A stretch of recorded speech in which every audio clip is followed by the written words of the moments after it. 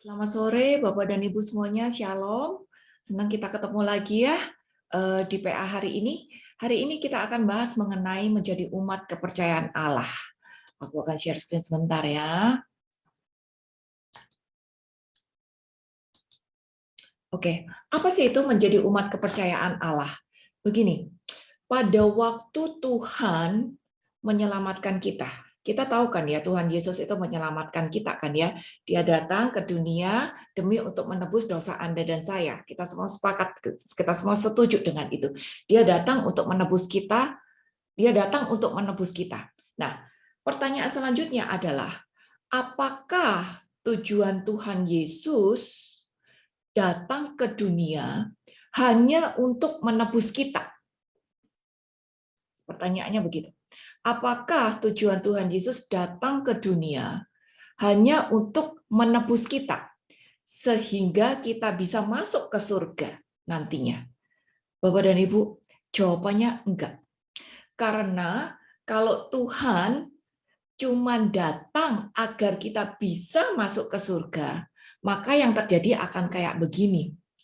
Pada waktu kita percaya Dia, apa yang kita lakukan? Dibaptis kan? Setelah kita dibaptis, semua dosa kan dihapuskan, termasuk dosa-dosa asal kita dihapuskan. Maka yang terjadi adalah setelah kita dibaptis, kita akan langsung mati. Pasti itu masuk surga. Benar nggak? Setelah dibaptis, Tuhan akan kasih kita mati. Maka kita akan otomatis masuk ke surga. Tapi realitanya, yang terjadi kan nggak seperti itu. Habis kita dibaptis, kita masih hidup sekian lama. Aku udah dibaptis 40 tahun yang lalu. Sampai sekarang gitu. Dan otomatis karena masih hidup, waduh, jatuh bangun, dosa makin nambah, ada aja yang terjadi gitu. Nah, jadi jelas tujuan Tuhan bukan hanya agar kita bisa masuk ke surga. Tapi ada maksud lain dari Tuhan. Kenapa Dia membiarkan kita masih hidup di dunia dan jatuh bangun di dalam dosa sampai hari ini? Jadi apa maksud Tuhan? Nah, di sini kita belajar nih. Buat kita tidak cukup untuk percaya saja kepada Allah. Percaya saja kepada Allah itu biasa, biasa. Tapi harusnya kita itu bisa menjadi umat yang dipercaya oleh Dia. Ngerti ya maksudnya ya? Tidak cukup untuk kita saja percaya sama Allah. Untuk percaya sama Allah itu biasa, semua orang juga percaya sama Allah gitu untuk mendapat keselamatan masing-masing gitu. Tapi terlebih penting adalah apakah saya sudah dipercaya oleh Allah? Nah, hari ini kita belajar bagaimana caranya agar kita bisa menjadi umat kepercayaan Allah. Sehingga rencana Allah digenapi ke dalam kehidupan kita. Bukan hanya agar Anda dan saya bisa masuk ke dalam surga, tapi agar ada maksud-maksud Tuhan di dunia ini bisa terjadi melalui kita. Berikutnya, apa sih maksud Tuhan? Apa sih rencana Tuhan untuk kehidupan kita? Sehingga sampai hari ini kita masih diberi kesempatan hidup di dunia, walaupun harus jatuh bangun, walaupun harus berjuang untuk menjadi umat kepercayaan Allah. Apa sih maksud Tuhan atas kita gitu? Kenapa Dia nggak langsung matikan kita aja sehingga kita terjamin 100% masuk surga? Ini Bapak dan Ibu jawabannya. Anda dan saya masih diberi kesempatan hidup hari ini karena kita harus bekerja demi kerajaan Allah. Anda dan saya, kita tahu bukan kita yang memilih Dia, tapi Dia yang memilih kita terlebih dahulu. Dan ada maksud dari Dia memilih kita lebih dulu adalah biar kita satu, selamat, dan dua, kita bisa bekerja demi kerajaan Allah. Ada banyak sekali ayat bicara tentang kerajaan Allah. Aku pilih 4 di sini. Mungkin ada satu teman yang bisa bantu bacain. Alfa bisa tolong bacain?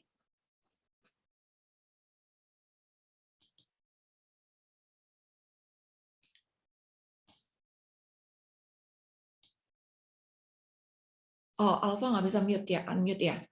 Oke, siapa yang mungkin siap? Ibu Dian, Patricia, Maria, Martini, ada bisa yang tolong bacain?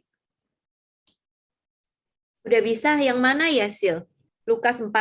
Lukas 4 ayat 43. Lukas 4, 43.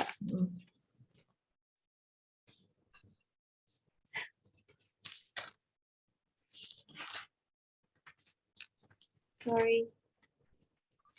Kalau udah Boleh deh, saya aja? silakan. Oke. Ketika hari siang, Yesus berangkat, 43 ya. Tetapi ia berkata kepada mereka, juga di kota-kota lain, aku harus memberitakan Injil Kerajaan Allah, sebab untuk itulah aku diutus. Ya, itu perkataan Tuhan Yesus ya, bahwa dia harus mewartakan Injil Kerajaan Allah, karena itu misi dia di dunia. Oke, berarti ada kerajaan Allah yang harus diberitakan. Mungkin sekarang Bapak dan Ibu masih tanya, ya itu kan tugasnya Tuhan Yesus, bukan tugas saya. Kita coba lihat ayat berikutnya. Coba tolong dibaca, Lukas 8 ayat 1. Lukas 8 ayat 1. Tidak lama sesudah itu Yesus berjalan berkeliling dari kota ke kota dan dari desa ke desa memberitakan Injil Kerajaan Allah. Ke-12 muridnya bersama-sama dengan dia. Ya, lihat ini bagaimana guru yang punya misi untuk memberitakan kerajaan Allah mulai mengajak murid-muridnya, mulai ngajarin murid-muridnya untuk melakukan apa yang dia lakukan. Kita tahu murid pasti niru gurunya kan, guru akan mengajarkan kepada muridnya. Maka Tuhan ngajak murid-muridnya untuk mulai berkarya bersama dengan dia untuk memberitakan kerajaan Allah itu. Berikutnya, Lukas 9 ayat 2. Dan ia mengutus mereka untuk memberitakan kerajaan Allah dan untuk menyembuhkan orang. Nah, boleh digaris bawahin ya ayat itu. Ia mengutus mereka. Nah, Bapak dan Ibu, hari ini tongkat estafet itu ada di tangan kita. Kita adalah murid-muridnya. Maka hari ini Anda dan saya yang sudah pegang tongkat estafet untuk memberitakan tentang kerajaan Allah. Dan ini menjadi tugas kita semua. Ini kenapa hari ini kita masih hidup. Apapun keadaannya, enak nggak enak, punya masalah nggak masalah, intinya kita masih hidup aja. Berarti Tuhan masih punya misi terhadap kita. Masih ada hal yang harus kita lakukan. Apa? Memberitakan kerajaan Allah. Dan hal memberitakan kerajaan Allah ini tidak hanya terjadi kalau hidupku lagi enak, kalau masalahku lagi beres semua, enggak. Tapi memberitakan tentang kerajaan Allah ini akan terus berjalan. Walaupun aku lagi punya masalah segudang, segunung, setupuk, tetap tugas ini harus dijalankan. Karena ini adalah misi Tuhan atas hidup kita. Berikutnya, Kisah 1 ayat 3.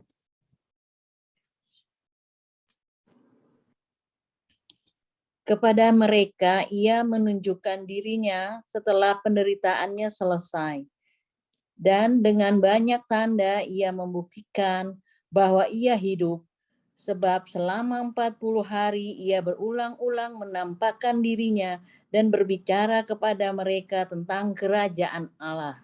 Ya, bahkan setelah Yesus bangkit sekalipun ya, dia masih melakukan misinya untuk mewartakan kerajaan Allah. Jadi Bapak dan Ibu, mewarta tentang kerajaan Allah, ini adalah tugas kita hari ini. Nah, kalau ini menjadi tugas kita, tanggung jawab yang ada di pundak kita, sudahkah kita melakukan kewajiban ini dan menjadi orang yang bisa dipercaya untuk melakukan tugas panggilan ini, mewartakan kerajaan Allah? Aku nggak akan masuk lebih dalam tentang kerajaan Allah. Mungkin ada yang bertanya apa itu kerajaan Allah. Kerajaan nanti kapan-kapan kita bahas sendiri ya. Tapi intinya kerajaan Allah itu bukan surga saja. Kerajaan Allah itu adalah suatu keadaan bahkan di dunia ini. Bukan bicara tentang hal-hal materi, tapi bicara tentang sukacita, damai sejahtera, tentang cara hidup, sikap hidup kita, tentang hikmat Allah, bahkan sejak kita ada di dunia ini. Itulah kerajaan Allah. Jadi kerajaan Allah itu bukan tempat, kerajaan Allah itu bukan surga, tapi kerajaan Allah itu adalah keadaan di mana setiap dari kita bisa punya damai sejahtera, sukacita yang melampaui segala akal, walaupun kita masih hidup di dunia. Dan keadaan seperti itu, keadaan yang dipenuhi oleh roh seperti itu, yang harus kita wartakan bagi orang-orang di sekitar kita. Nah, ini misi Tuhan. Kalau sekarang kita sudah tahu kenapa kita masih hidup hari ini, karena kita punya misi tersebut. Sudahkah kita bertanggung jawab untuk melakukan hal tersebut? Jadi Bapak dan Ibu, hari ini kita harus mengerti, untuk percaya saja kepada Tuhan itu tidak cukup. Tapi poinnya adalah, apakah saya sudah bisa dipercaya oleh Tuhan? Apakah saya sudah menjadi umat yang dipercaya oleh Dia? Ya, itu poinnya. Menjadi orang yang dipercaya Tuhan, atau paling enggak, sudahkah saya punya kerinduan untuk menjadi orang yang dipercaya oleh Allah? Bapak dan Ibu, gini, seorang pemilik perusahaan itu kan enggak berarti dia harus ada saat jualan, ngecek pabrik, nganter barang sendiri, ngepak sendiri, menghitung barang sendiri, membuat pembukuan sendiri, enggak kan? Seorang pemilik perusahaan, dia pasti punya orang-orang kepercayaan yang ngerjain accounting, yang ngerjain marketing, yang ngerjain sales, yang ngerjain logistik. Dia pasti punya orang-orang kepercayaannya. Dia tidak akan hadir di semua tempat itu tadi. Nah, kalau di dunia aja menjadi orang kepercayaan itu adalah modal sukses bagi setiap orang, apalagi di dalam hal rohani. Kalau di dunia aja kita itu bisa menjadi orang kepercayaan, itu berarti kita sudah punya modal sukses di dunia, apalagi di dalam hal rohani. Karena orang kepercayaan itu pasti punya sepikir, dia pasti sepikir dengan bosnya. Dia pasti mengerti isi hati bosnya. Dia pasti punya visi yang sama dengan bosnya. Dia pasti punya persepsi yang sama dengan bosnya. Makanya bosnya percaya sama dia. Nah, sekarang refleksikan dalam diri sendiri. Di dalam hidup kita, sudahkah saya menjadi orang kepercayaan Tuhan, yang mengerti isi hati Tuhan, yang tahu isi pikiran Kristus, yang tahu apa pilihan-pilihan dia, yang ngerti apa visi dia, yang ngerti apa persepsi dia akan kehidupan ini. Nah, coba kita refleksikan sendiri. Apakah saya sudah bisa menjadi orang yang dapat dipercaya itu? Dan ciri orang yang bisa dapat dipercaya itu pasti punya keserupaan dengan Kristus.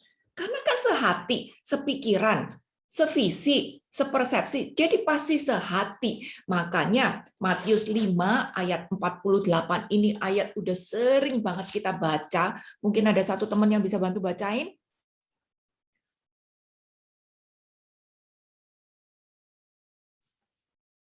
Boleh, silakan langsung di unmute. Martini, Sisket, Citra. Matius 5 ayat 48. Karena itu haruslah kamu sempurna, sama seperti Bapamu yang di surga adalah sempurna. Yes, haruslah engkau sempurna. Garis bawain ayat itu. Ayat ini keluar dari mulut Tuhan Yesus sendiri. Karena ini keluar dari mulut Tuhan Yesus sendiri, maka ini sesuatu yang super penting. Dia suruh Anda dan saya menjadi sempurna seperti Allah Bapa yang di surga sempurna. Tapi jelas kesempurnaan di sini bukan bicara tentang Maha Esa, Maha Kuasa, Maha Bermujizat, Maha Hadir ya.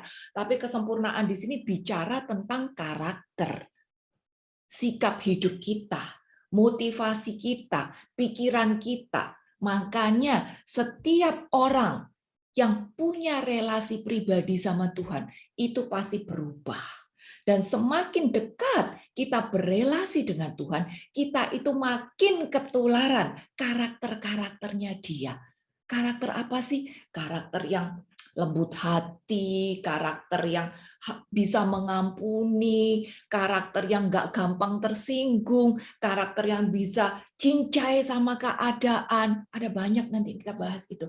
Jadi orang yang punya relasi pribadi sama Tuhan, itu pasti berubah. Mindset-nya berubah. innernya berubah, hatinya berubah, makin seperti Kristus. Nah, hari ini Anda dan saya diberi kepercayaan. Kita diselamatkan agar kita bisa mewartakan kerajaan Allah bagi orang-orang di sekitar kita. Dan lewat sikap hidup kita yang sudah berubah ini, kita diminta untuk menjadi rekan kerjanya. 1 Korintus 3 ayat 9. Yuk, Siskat mau bantu? Ya, karena kami adalah lawan sekerja Allah, kamu adalah ladang Allah, bangunan Allah. Ya, luar biasa loh. Kawan sekerja Allah, oh my God. Kalau kita punya teman kongsi sama siapa, salah satu konglomerat atau apa gitu aja udah bangga ya. Tapi ternyata ayat bilang, kita itu kawan sekerja Allah. Bukan berarti Allah nggak bisa kerja tanpa kita ya. Nggak mungkin itu dia Allah gitu. Tapi kita yang diberi kesempatan untuk bekerja bersama dengan dia. Karena dia yang milik kita. Mana bisa sih kita milih dia? Tangan kita nggak akan sanggup gitu. Bukan berarti Allah nggak bisa kerja tanpa kita, no. Tapi dia milik kita, berarti dia ngasih kita kepercayaan. Dia ngasih kita kesempatan agar kita bisa bertumbuh, agar kita bisa berubah, agar kita bisa berkarya untuk dia. Nah, Bapak dan Ibu, kalau Tuhan udah kasih kita kepercayaan, Tuhan udah kasih kita kesempatan untuk berbuah, untuk menghasilkan sesuatu demi kerajaan Allah. Pertanyaannya kembali, sudahkah saya dipercaya? Sudahkah saya dapat dipercaya dengan semua hal yang Tuhan udah kepercayakan kepada aku itu? Waktuku, tenagaku, akal budiku, kemampuanku, segala macam. Tenagaku, sudahkah kita kelola dengan maksimal sehingga keberadaanku bukan hanya mengubah diriku, tapi juga memberi dampak positif bagi kerajaan Allah dan orang-orang di sekitarku. Sudahkah saya dapat dipercaya oleh Dia? Nah, hari ini kita akan belajar dari Nabi Musa. Dia adalah orang yang sangat-sangat dipercaya oleh Allah. Musa itu adalah nabi yang paling terkenal sepanjang sejarah. Dia bahkan disebut sebagai pangeran dari para nabi. Kenapa? Karena dia itu punya hubungan khusus dengan Tuhan. Kalau Tuhan bicara dengan nabi-nabi yang lain ya, kan selalu kayak Santo Yusuf gitu, berbicara lewat mimpi, penglihatan, ya, pendengaran gitu. Tapi sama Musa enggak loh. Allah itu bicara muka ke muka. Jadi hari ini satu-satunya orang di dunia yang bicara sama Allah muka ke muka itu cuman Musa. Salomo dapat penglihatan Allah 3 kali, tapi Musa bicara muka ke muka. Betapa spesialnya Musa ini. Dia sahabat Allah, dia pangeran para nabi. Lalu Musa ini juga dikatakan sebagai orang yang paling lembut hati sepanjang sejarah manusia. Dan Allah tuh sangat bela dia dengan luar biasa. Bahkan bisa dibaca di Alkitab, Musa itu nggak ketemu kuburannya. Kenapa? Karena Allah sendiri yang nguburin dia. Luar biasa kan? Allah sendiri yang nguburin dia. Coba kita baca sedikit tentang Musa. Ada satu teman yang bisa bantu baca ini, Bilangan 12, ayat 3, dilanjutkan ayat 6 sampai 8. Erika? Choing atau siapa? Patricia? Adapun Musa ialah seorang yang sangat lembut hatinya, lebih dari setiap manusia yang di atas muka bumi. Ya, satu karakter lembut hati. Berikutnya ayat 6 sampai 8. Aku lagi nggak bawa Bible, sis. Dengar aja ya. Oke. Lalu berfirmanlah ia, dengarlah firmanku ini, jika di antara kamu ada seorang nabi, maka aku, Tuhan, menyatakan diriku kepadanya dalam penglihatan. Aku berbicara dengan dia dalam mimpi. Bukan demikian hambaku Musa, seorang yang setia dalam segenap rumahku. Berhadap-hadapan aku berbicara dengan dia. Terus terang, bukan dengan teka-teki, dan ia memandang rupa Tuhan. Mengapakah kamu tidak takut mengatai hambaku Musa? Ya, luar biasa ya, bagaimana Allah sendiri membela Musa. Dia bicara sama Musa muka dengan muka. Dia bilang Musa lembut hati, dia bela Musa dengan luar biasa. Ini kenapa dia sampai disebut sebagai pangeran Allah. Tetapi di antara karakter-karakternya yang luar biasa ini, ternyata ada satu pujian lagi yang membuat Musa itu benar-benar menjadi satu teladan yang luar biasa sebagai orang kepercayaan Allah. Paulus menulis bahwa dia adalah orang yang setia. Dan itu menjadi sebuah karakter yang menunjukkan bahwa memang dia layak menjadi orang yang dipercaya. Boleh tolong dibacakan Ibrani 3 ayat 2 sampai dan 5. Ada yang bisa bantu? Ibrani 3 ayat 2 dan 5. Yang setia kepada Dia yang telah menetapkannya, sebagaimana Musa pun setia dalam segenap rumahnya. Ayat 5, dan Musa memang setia dalam segenap rumah Allah sebagai pelayan untuk memberi kesaksian tentang apa yang akan diberitakan kemudian. Ya, lihat bagaimana Musa ini dipuji sebagai orang yang setia. Garis bawahi kata-kata setia ini karena lihat ini ya, orang yang setia dapat dipercaya oleh Tuhan. Itu satu kualitas yang luar biasa. Dan siapa orang yang setia? Orang yang setia adalah orang yang dewasa secara rohani. Makanya dia punya penguasaan diri. Makanya dia bisa makin menjadi seperti Kristus. Makanya dia punya lembut hati. Makanya dia bisa menerima keadaan. Dia bisa cincai. Dia bisa ngalah. Dia bisa mengampuni. Itu adalah orang yang setia. Dan dia dipercaya oleh Tuhan. Nah, ini hari ini kita akan belajar dari Musa bagaimana menjadi orang yang dipercaya oleh Allah.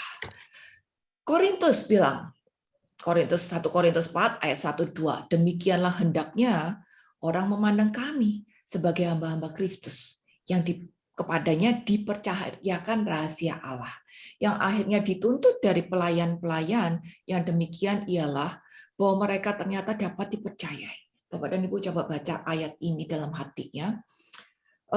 Refleksikan ayat ini untuk kehidupan kita masing-masing. Bahwa kita sudah terpilih, terpanggil menjadi hamba-hamba Kristus. Yang bukan cuma hamba aja loh, tapi hamba yang dipercayakan rahasia Allah. Setiap dari kita punya pegang rahasia Allah itu tadi.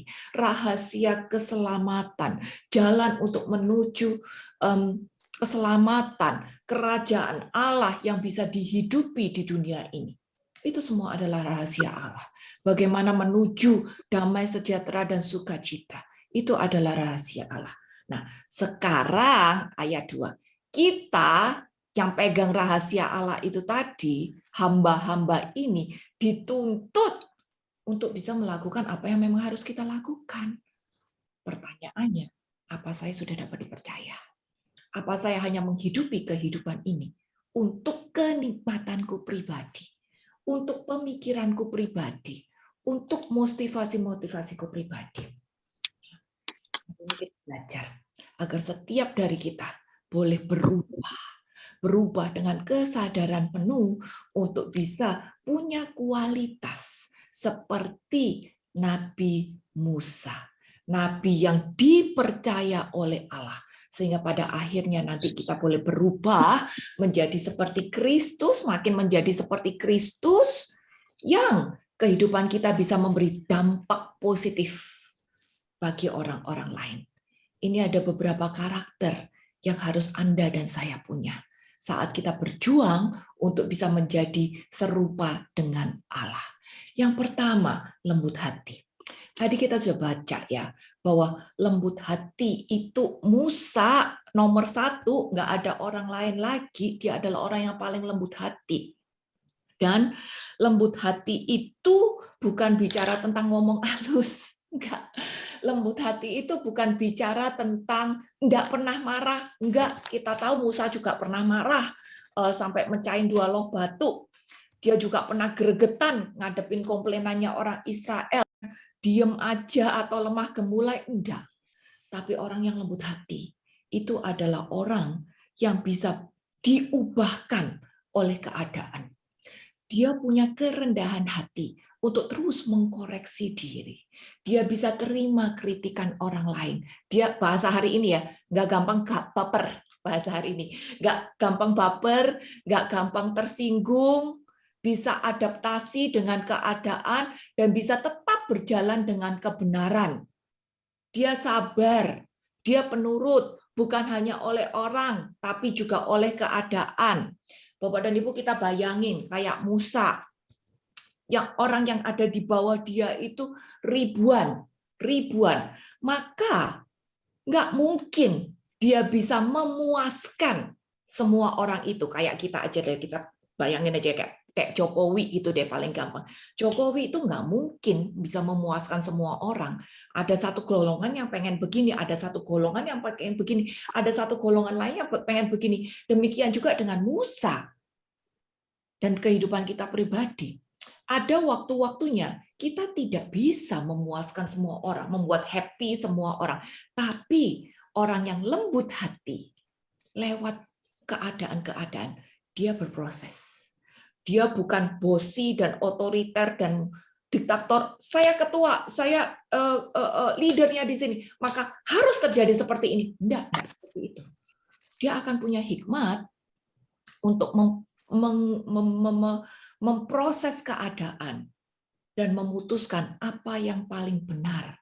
Walaupun mungkin ada satu golongan yang tidak happy dengan keadaan, tapi dia juga berproses untuk makin bijaksana, untuk makin bisa mendengarkan orang, untuk bisa makin menerima keadaan. Nah, bandingkan juga dengan diri kita sendiri. Ada banyak keadaan yang mungkin tidak membuat kita gregetan, ya, membuat kita gregetan, membuat kita kecewa, membuat kita marah, membuat kita gimana gitu ya. Tapi lihat, kalau kita mau belajar seperti Musa, kita pun juga harus berproses agar akunya yang makin cincai, akunya yang makin bisa menerima, aku makin bisa beradaptasi dengan keadaan, dan walaupun keadaan tidak sempurna, aku tetap berusaha untuk melakukan yang paling benar. Itu orang yang lembut hati. Kita kasih ada satu contoh ya, Miriam. Miriam itu kakaknya Musa. Ada satu waktu Miriam ini jealous, iri dengan Musa. Dan apa yang dia lakukan? Dia kudeta. Dia kudeta dan dia bilang, emang cuman Musa aja yang didengar oleh Allah? Kita kan juga bisa berdoa dan Allah akan mendengar doa-doa kita. Gitu. Dia mau kudeta terhadap Musa. Dan apa yang terjadi? Allah marah dan kasih dia kusta. Tapi saat Musa tahu Miriam mau kudeta dia, apa yang dia lakukan? Dia berdoa untuk Miriam, minta Allah untuk mengampuni dia. Itu karakter yang lembut hati. Musa tidak salah. Musa korban, tapi ternyata malah dia berdiri di tengah-tengah antara orang yang mengkudeta dia dengan Allah, agar orang tersebut diampuni. Jadi Bapak dan Ibu, orang yang lembut hati, dia bisa memilih yang benar. Dia tidak lagi berpegang pada hukum dunia. Pokoknya aku yang benar, pokoknya seperti ini. Enggak. Tapi dia berani berdiri di tengah antara keadaan dengan Allah dan memilih untuk berjalan yang benar. Walaupun dia adalah korban. Walaupun dia adalah korban, dia tetap memilih kebenaran. Ini. Bisa tolong dibacakan Mazmur 22 ayat yang ke-27?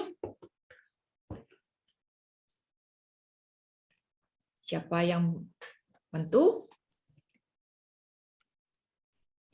Orang yang rendah hati akan makan dan kenyang. Orang yang mencari Tuhan akan memuji-muji Dia. Biarlah hatimu hidup untuk selamanya. Ya. Sikap kerendahan hati ini kan sesuatu kualitas yang luar biasa ya.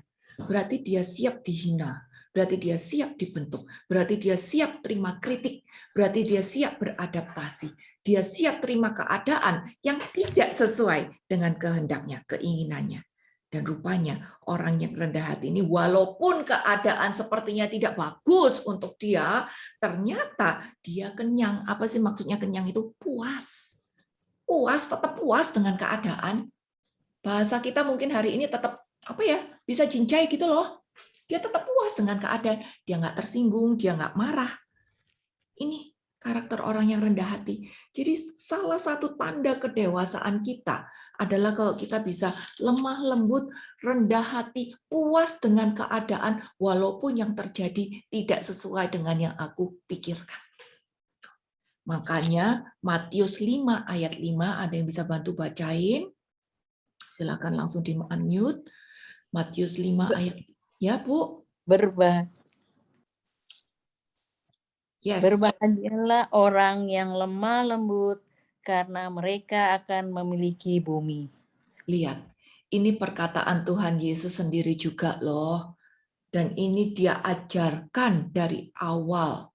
Beatitudes, sabda bahagia.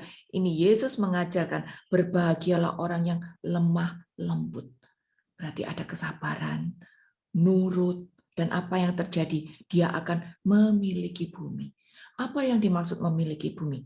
Karena orang tersebut lemah lembut, karena orang tersebut bisa menerima keadaan, nurut, sabar, bisa ngalah, bisa cincai, bisa mengampuni, bisa terima kritik, nggak gampang baper, bisa tetap tersenyum, maka akibatnya apa? Memiliki bumi. Apa sih memiliki bumi? Boleh dicoret-coret di Alkitabnya. Disukai orang. Bahasa sederhananya itu. Ngerti ya maksudnya ya? Jadi ini satu sifat utama yang menunjukkan kedewasaan diri kita. Kalau kita punya lemah lembut, kita bisa cincai sama keadaan, kita disukai orang. Ini memiliki bumi maksudnya. Maka hidupnya berhasil. Berhasil secara rohani. Karena dia tetap bisa memberitakan kerajaan Allah, walaupun mungkin dia sedang punya masalah.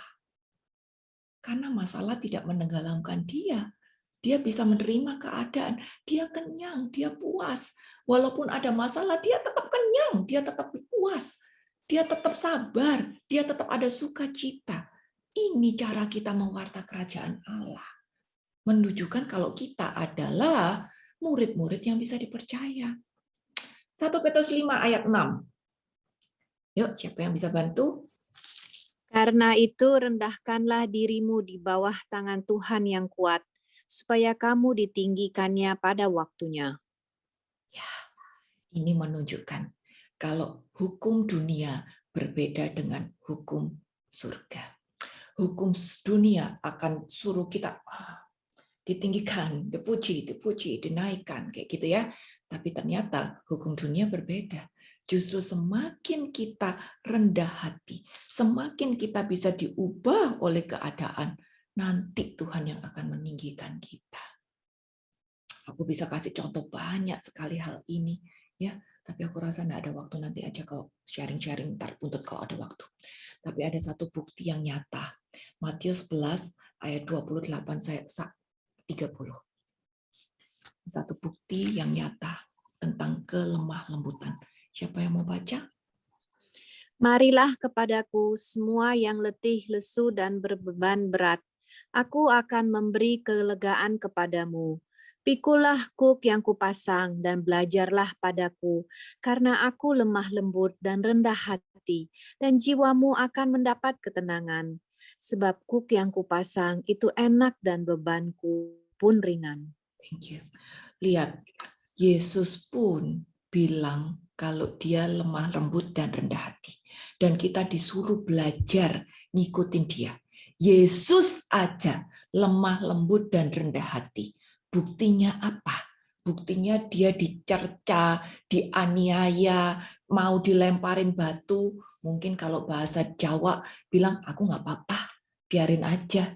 Dia dibilang orang gila, dia bilang, nggak apa-apa, biarin aja. Sampai dia disalib sekalipun dia jalan salib yang dicambuk, diikat apa-apa kayak begitu ya, dia tetap bilang, aku nggak apa-apa, biarin aja aku diludahin, aku nggak tersinggung kok, aku nggak marah, aku nggak apa-apa, kamu nggak usah khawatir tentang aku. Emang orang-orang pikir aku dihina, direndahkan, tapi aku nggak merasa seperti itu, aku nggak apa-apa. Nah, Yesus aja kasih kita teladan. Kalau dia itu lemah lembut rendah hati, diapa-apain sampai kayak begitu, dia nggak apa-apa. Bahkan dia mengampuni orang-orang yang aniaya dia. Nah, ini yang harus kita belajar. Sering di dalam kehidupan, kita ini menerima aniaya-aniaya.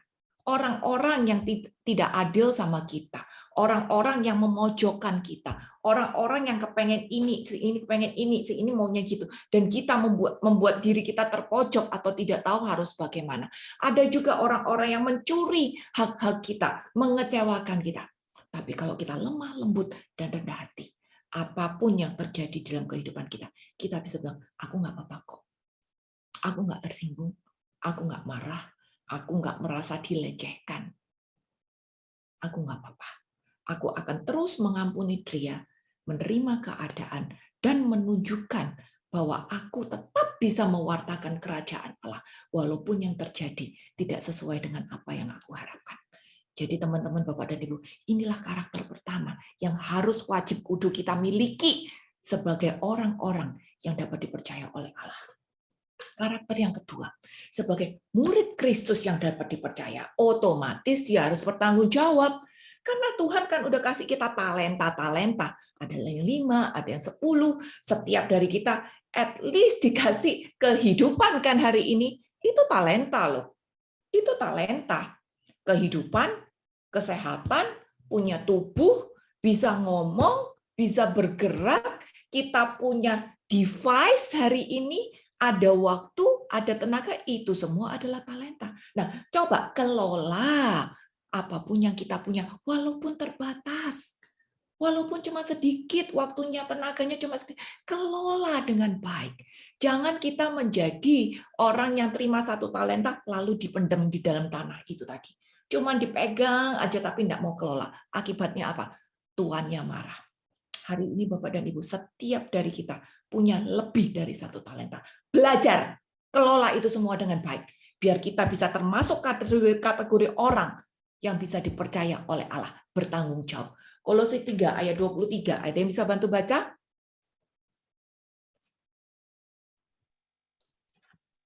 Kolose 3 ayat 23, Yes. apapun yang kamu perbuat, perbuatlah dengan segenap hatimu, seperti untuk Tuhan, dan bukan untuk manusia. Yes, mindset kita. Mungkin keadaan mengecewakan.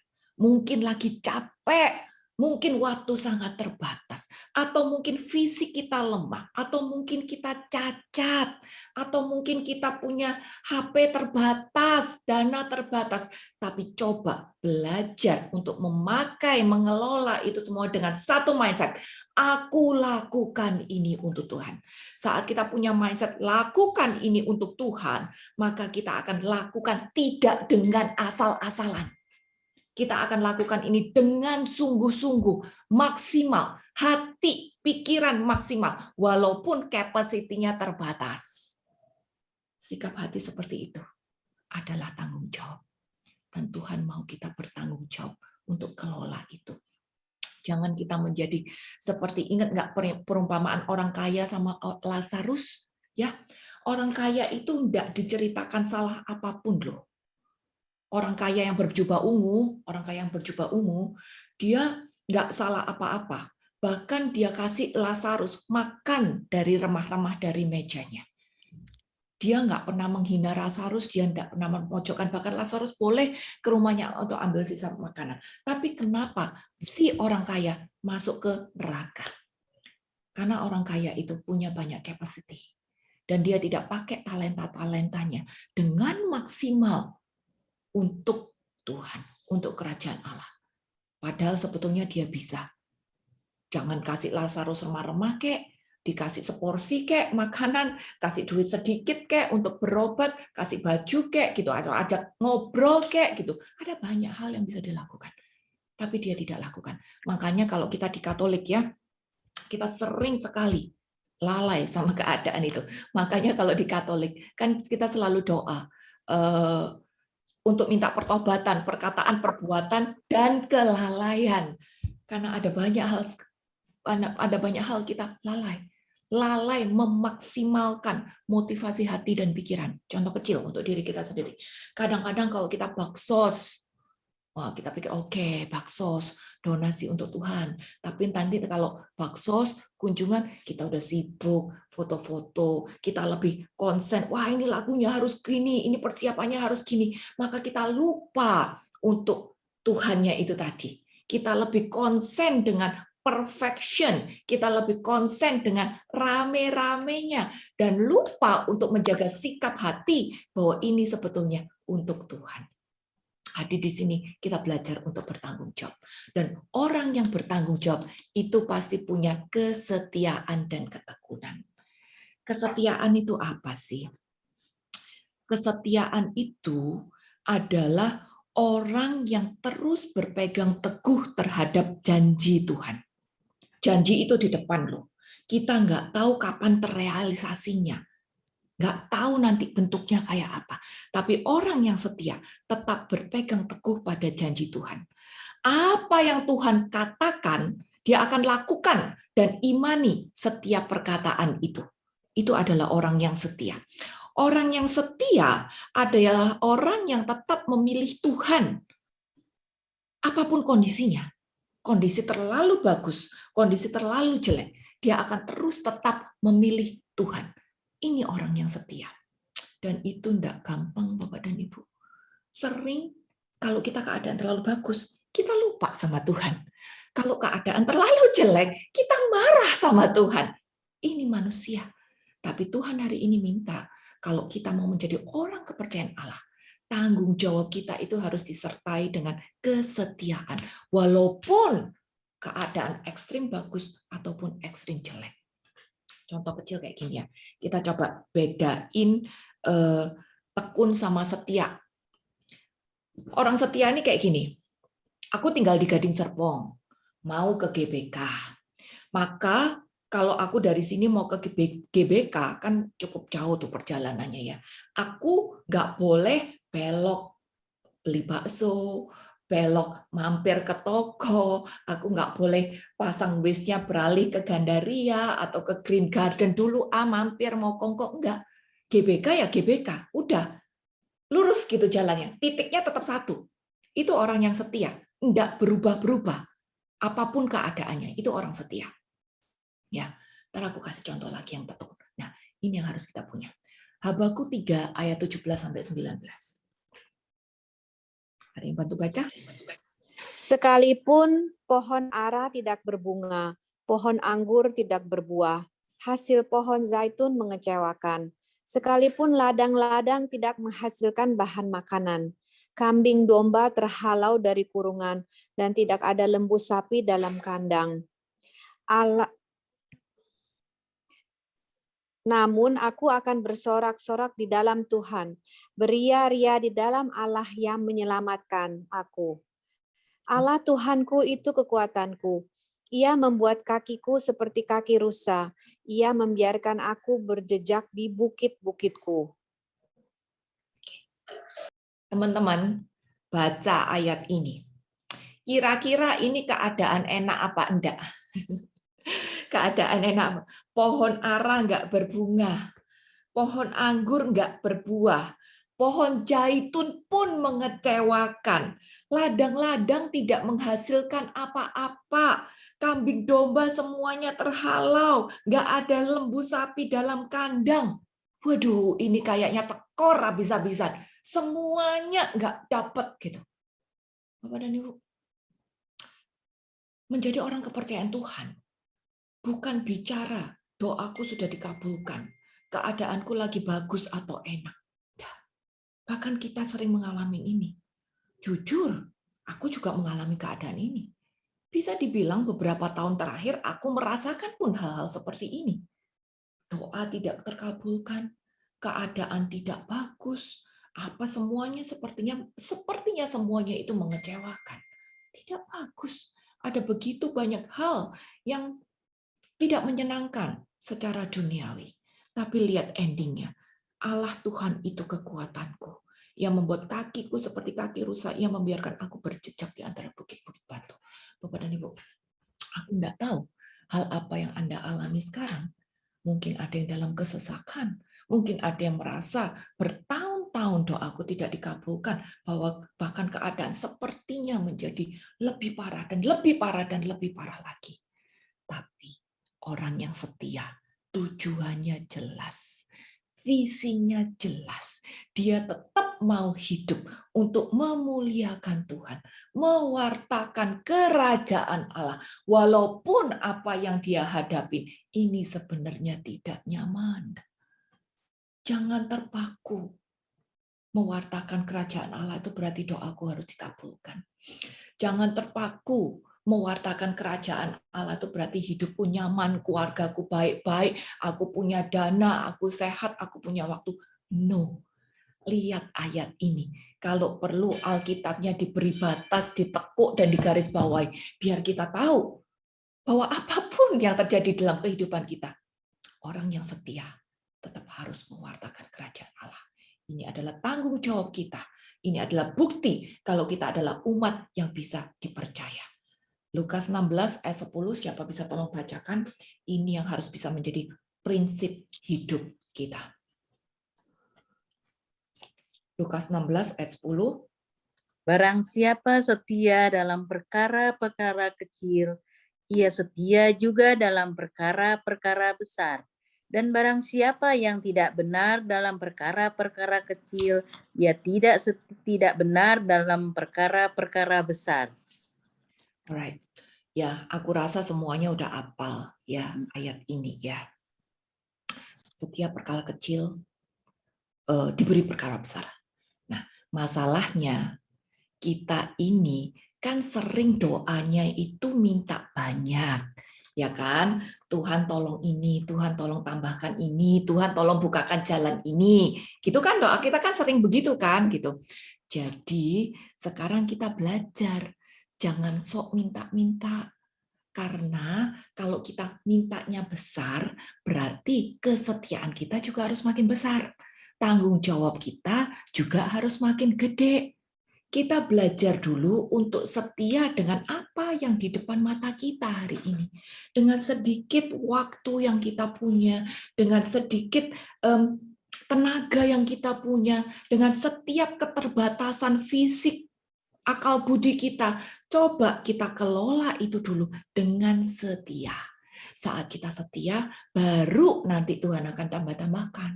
Jangan bingung untuk minta tambah dulu. Tapi belajar untuk setia dulu.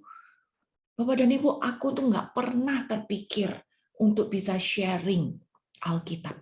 Sampai sekarang aku nggak pernah ngomong aku pengajar atau pewarta. Aku selalu bilang aku sharing Alkitab. Karena ini nggak pernah terpikir untuk aku.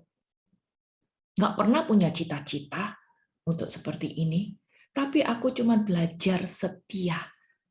Setia dari satu ayat. Hampir 20 tahun yang lalu aku lakukan. Setia untuk belajar dari satu ayat. Aku lakukan, aku bagikan. Aku lakukan, aku hayati. Aku baca lagi, aku sharingkan. Dan kalau hari ini, mungkin aku bisa share lebih dari 10 ayat. Itu dimulai dari satu dulu. Gitu. Jadi hal-hal kecil.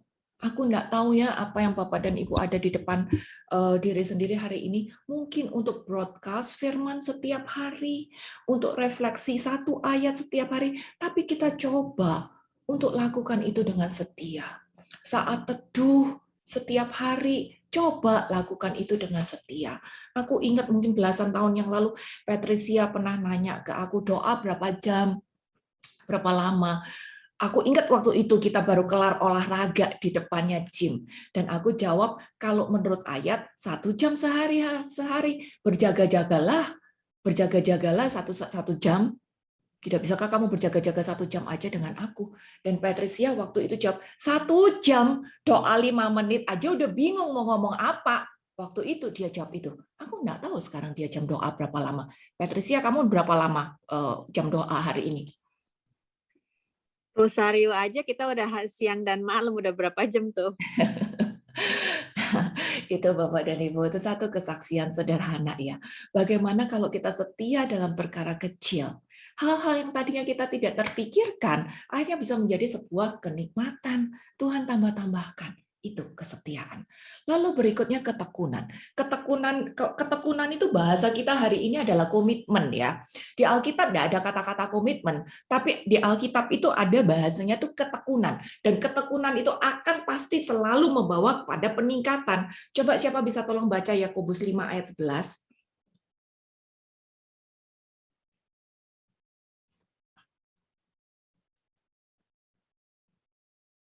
Yuk, siapa? Ibu Eli, Ibu Widya, Pak Yoyo, Pak Rudi, silakan siapa yang dapat boleh baca duluan. Yakobus 5 ayat 11.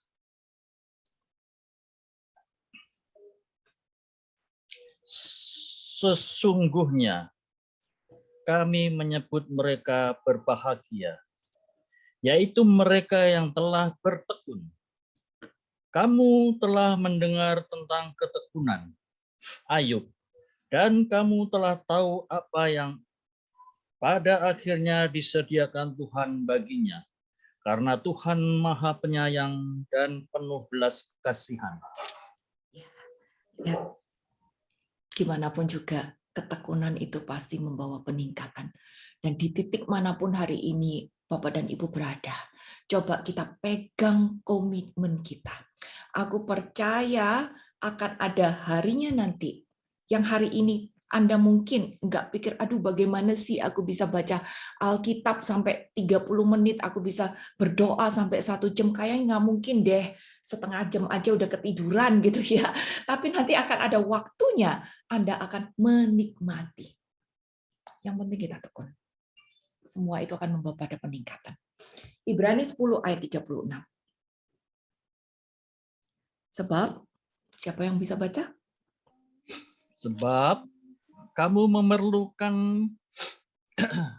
ketekunan, supaya sesudah kamu melakukan kehendak Allah, kamu memperoleh apa yang dijanjikan itu. Ya, ketekunan, komitmen, itu disiplin kita setiap hari. Endurance kita. Endurance kita untuk terus lakukan ini sampai akhir nanti.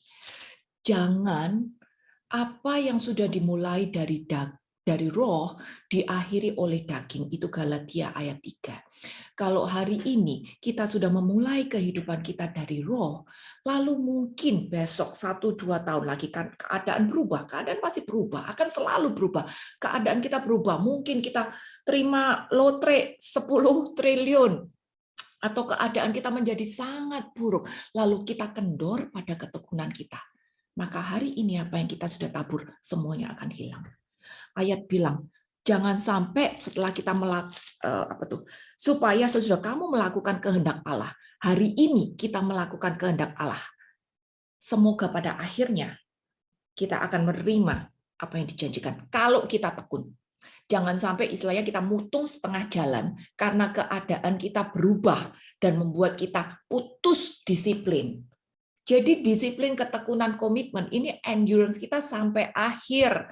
Nggak ada buntutnya sampai akhir nanti. Apa yang sudah dimulai oleh roh, jangan diakhiri oleh daging. Dan itu adalah perjuangan kita setiap hari untuk terus berelasi dengan Allah, untuk terus makin berubah menjadi seperti Kristus, untuk terus makin komit, setia, bertanggung jawab, berubah, makin lembut hati, sehingga sampai pada akhirnya nanti kita bisa mendapat apa yang dijanjikan.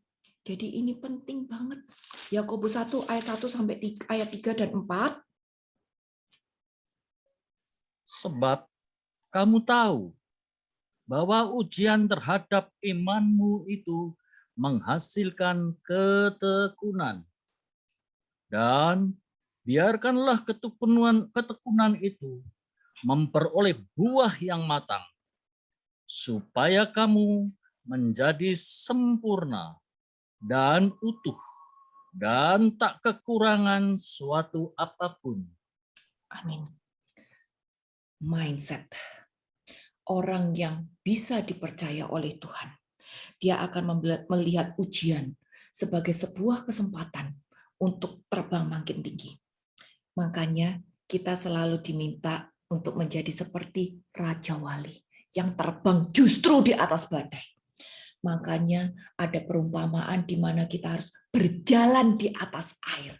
Masalah, mindset kita. Masalah adalah batu loncatan untuk membuat kita naik. Dan semakin kita tekun hadapi masalah-masalah itu tadi, maka kita akan bisa mencapai kesempurnaan yang utuh. Nggak bisa cuma satu kali. Ingat nggak si Petrus? Petrus yang pertama-pertama berjalan di atas air. Dia pertamanya jalan di atas air, tapi saat dia hilang fokus, dia tenggelam. Ingat nggak? Jadi orang yang tekun itu akan terus berusaha fokus. Sevisi dengan Tuhan. Punya hati Kristus. Punya pikiran Kristus. Kalau kira-kira Tuhan hadapin ini, apa yang dia lakukan? Apa yang dia katakan? Bagaimana dia bersikap? Itu orang yang tekun. Dan pelan-pelan dia akan naik. Berjalan di atas air. Terbang seperti Raja Wali. Ada ayat yang bilang, kalau kita itu ketemu Tuhan, justru di dalam badai. Jadi, jangan pikir masalah itu menenggelamkan. Justru pakai masalah apapun ini sebagai batu loncatan untuk bawa kita naik. Jangan pikir masalah-masalah itu adalah aib. Enggak. Tapi buktikan bahwa masalah ini justru membawa aku berubah. Makin dekat sama Tuhan. Makin bisa menjadi orang yang dipercaya untuk mewartakan kerajaan Allah. Jangan pikir masalah itu aib. Makanya harus berani bersaksi. Dan bersaksi itu bukan hanya kalau masalah sudah kelar. Di antara masalah pun kita juga harus memberi kesaksian sebagai bukti ketekunan kita. Jadi ketekunan itu sekali lagi, aku kasih contoh. Kalau tadi setia, itu berarti aku dari Gading Serpong mau ke GBK, Google Map-ku itu tetap arahnya GBK. Nggak belok-belok. Tapi orang yang tekun itu kayak aku mau ke GBK, ternyata sekarang hujan. Dan aku nggak berpikir, oh hujan, males, enakan ngopi di rumah, ntar aja deh. Atau nanti di tengah jalan, oh hujan, udah deh mandek dulu aja deh, tunggu reda. Atau nanti, oh hujan, macet deh, mendingan belok aja. Enggak. Orang yang tekun, apapun kendalanya, dia akan bablas. Tetap jalan. Cek diri sendiri. Bagaimana kualitas ketekunan kita? Sudahkah kita bisa menjadi orang yang dipercaya oleh Tuhan untuk tetap menjaga kesetiaan, ketekunan, tanggung jawab kita untuk mewartakan sabda Allah? Dan berikutnya, ketaatan. Ketaatan ini kita tahu ya, kita harus terus menjadi seorang pelaku firman, kan? Kita udah hafal itu di gereja. Ada yang bisa bantu Filipi 1 ayat 21. Filipi 1 ayat 21 untuk dibacakan. Filipi 1 ayat 21. Karena bagiku hidup adalah Kristus dan mati adalah keuntungan. Yes, thank you. Ada masa-masanya mungkin kita merasa berat dan pikir, aduh, kayaknya mati lebih enak deh. Tapi kan kita nggak disuruh mati, gitu. Kita disuruh hidup. Tapi bahkan Paulus pun berpikir seperti itu.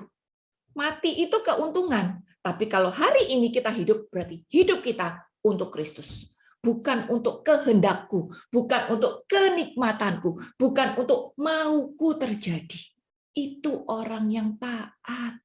Seorang pelaku firman akan memotivasikan seluruh kehidupannya, hatinya, pikirannya, perkataannya, perbuatannya hanya demi satu, Kristus. Makanya aku bacakan aja deh biar kita rada cepat ya. Matius 7 ayat 21. Itu perkataan yang keluar dari mulut Tuhan Yesus sendiri. Dan dia bilang, bukan orang yang berkata Tuhan, Tuhan yang akan masuk ke dalam kerajaan Allah. Tapi setiap orang yang mendengarkan dan melakukan. Bapak dan Ibu, hari ini setiap dari kita adalah pecinta firman. Setiap dari kita mendengarkan firman, membaca firman, bahkan mungkin sudah menjadi pola hidup setiap hari. Pertanyaannya, sudahkah saya menjadi seorang pelaku firman yang dapat dipercaya oleh Dia? Karena orang yang bisa masuk kerajaan Allah itu adalah seorang pelaku. Yakobus 2 ayat 17 dan 19. Kita tahu ya, kita harus menjadi seorang pelaku firman karena iman tanpa perbuatan adalah mati. Ayat 19 bilang, engkau percaya hanya satu Allah aja, itu baik. Tapi setan-setan pun juga percaya dan mereka gemetar. Bapak dan Ibu, kalau saya percaya firman, setan juga percaya firman loh. Jadi apa bedanya kita sama setan? Sama-sama percaya sama Allah. Bahkan setan tuh pernah tinggal bersama dengan Allah. Dia sudah ada jauh lama sebelum kita. Dia pernah tinggal di surga. Dia tahu firman itu apa dan siapa. Sedangkan kita baru berapa lama belajar firman? Baru banget. Jadi kalau masalah pengetahuan, masalah kepercayaan, kita kalah sama setan. Tapi kan kita nggak mau kalah sama setan. Nah, apa yang membuat kita bisa berbeda level dengan setan? Kalau cuma percaya doang, kita baru level ini. Maka kita harus berbeda level. Yang membuat kita berbeda level adalah saat kita taat menjadi seorang pelaku firman.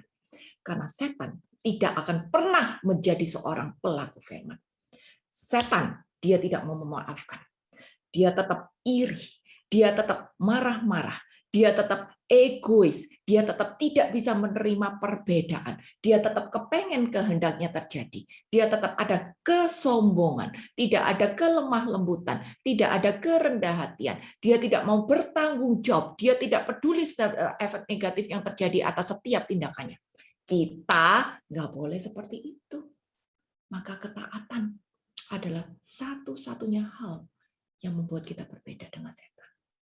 Makanya kembali lagi ke pertanyaan awal, sudahkah saya menjadi orang yang dipercaya dengan Allah? Kalau aku adalah orang yang dipercaya oleh Allah, maka saya akan bertanggung jawab, saya akan tekun, saya akan setia, saya akan taat, saya ada lembut hati. Berarti apa? Nggak marah, bisa mengampuni, cincai, bisa menerima perbedaan, kayak gitu-gitu deh. Kayak gitu-gitu. Nah, cek diri sendiri deh.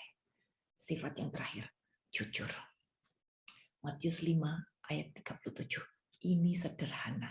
Jika iya, katakan iya. Jika tidak, katakan tidak. Udah deh, nggak usah jelimet. Dan kejujuran ini harus sinkron ya. Hati, pikiran, perkataan, tindakan. Ini harus sinkron. Jangan cuman mulut ngomong iya, ternyata hati, dongkol. Jangan cuman mulut bilang iya, tapi ternyata pikirannya, kualat kamu. Gitu. Kejujuran, Tuhan lihat hati kita. Jadi semuanya harus sinkron. Hati, pikiran, mulut, tindakan, semuanya sejalan. Sederhana sekali ini. Ini sifat-sifat yang harus kita punyai.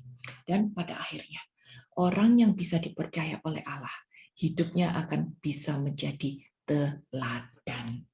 1 Timotius 4 ayat yang ke-12b itu bilang, janganlah seorang pun menganggap engkau rendah karena engkau muda. Bapak dan Ibu, aku yakin setiap kita masih merasa muda kan? Saya juga merasa kayak 25 tahun loh. Tapi muda itu bukan cuma bicara tentang usia. Ini juga bicara tentang usia rohani kita. Mungkin ada yang baru dibaptis 1 bulan. Mungkin ada yang baru dibaptis 1 tahun. Enggak masalah. Mau muda usia, mau muda rohani, enggak masalah. Tetap ayat bilang, janganlah seorang pun menganggap engkau rendah karena engkau muda. Jadi jangan merasa gitu. Walaupun kita muda, tetap kita harus jadi teladan. Dan teladan itu dalam apa? Perkataan, tingkah laku, kasih, kesetiaan, kesucian. Lihat, kapan-kapan kita breakdown 5 hal ini lebih detail 1 kali pengajaran.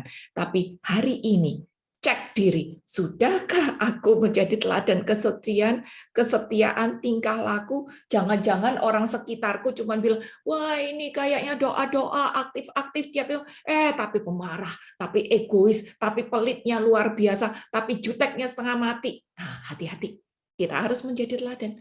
Ini kunci orang yang lembut hati, pelaku firman. Dan Kolose 1 ayat 24-25 itu bilang, sekarang aku bersukacita bahwa aku boleh menderita karena kamu dan menggenapkan dalam dagingku apa yang kurang pada penderitaan Kristus untuk tubuhnya, yaitu jemaat. Aku telah menjadi pelayan jemaat itu sesuai dengan tugas yang dipercayakan Allah kepadaku untuk meneruskan firman-Nya dengan sepenuhnya kepada kamu. Bapak dan Ibu, kita semua adalah orang-orang yang dipanggil untuk menjadi kepanjangan tangannya, rekan kerjanya, untuk mewartakan kerajaan Allah. Maka apapun hal yang hari ini terjadi di dalam kehidupan kita, jangan itu menjadi penghalang bagi kita untuk mewartakan kerajaan Allah tersebut. Kita tetap harus bisa lemah lembut, bertanggung jawab, setia, taat, tekun, menjadi teladan untuk setiap hal yang Tuhan sudah percayakan pada kita. Kelola itu dengan baik, sehingga kehidupan kita berubah sekaligus menjadi berkat, menjadi memberi dampak positif bagi orang-orang di sekitar kita. Aku yakin sebagian besar dari Anda adalah pelayan-pelayan mimbar. Jangan pelayanan kita hanya berhenti sebatas pelayanan lahiriah yang mengorganize sesuatu, cari pembicara, organize Zoom atau tatib atau lektor apa segala macam. Itu enggak salah, itu pelayanan juga. Tapi setiap dari kita harus berani masuk lebih dalam lagi, yaitu menjadi teladan, melakukan pelayanan rohani bagi orang-orang sekitar kita. Dan untuk bisa melakukan itu, otomatis saya harus berubah dulu. Belajar bertanggung jawab, menjadi kepercayaan, menjadi makin lembut hati, menjadi teladan. Itu otomatis kita dulu yang harus berubah menjadi seperti Kristus. Baru bisa pelayanan kita itu tidak sebatas pelayanan lahiriah doang. Hidup kita memberi dampak, bahasa kerennya transfer roh.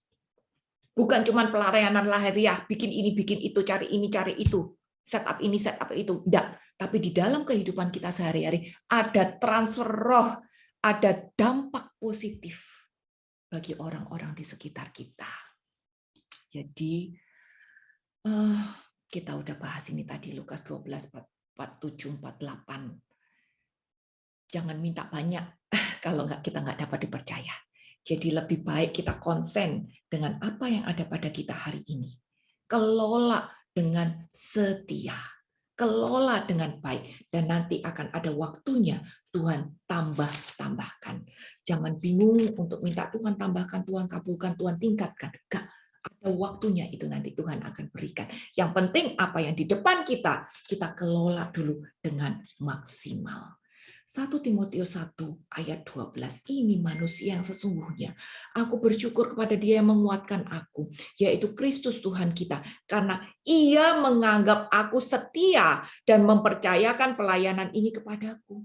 Bapak dan Ibu, ayat bilang, Ia menganggap aku setia. Kalau Ia menganggap aku setia, sebenarnya aku ini setia apa enggak sih? Kalau Dia menganggap aku setia, sebenarnya aku ini setia apa enggak? Enggak. Dia cuma nganggap aku setia. Tapi sebenarnya kita manusia itu kualitasnya itu tidak setia. Tidak bisa dipercaya. Tapi Tuhan anggap kita setia. Dan tetap mempercayakan pelayanan-pelayanan ini padaku. Pada kita. Apapun pelayanan Anda hari ini. Mau pelayanan mimbar. Mau pelayanan di dalam keluarga. Sebagai anak. Sebagai istri. Sebagai suami. Sebagai kepala rumah tangga. Di dalam kantor, sebagai atasan, sebagai karyawan, apapun pelayanan yang Tuhan berikan hari ini, kita belajar kelola dengan lebih baik. Sehingga pada akhirnya nanti Tuhan menganggap kita setia sebagai orang-orang yang dapat dipercaya.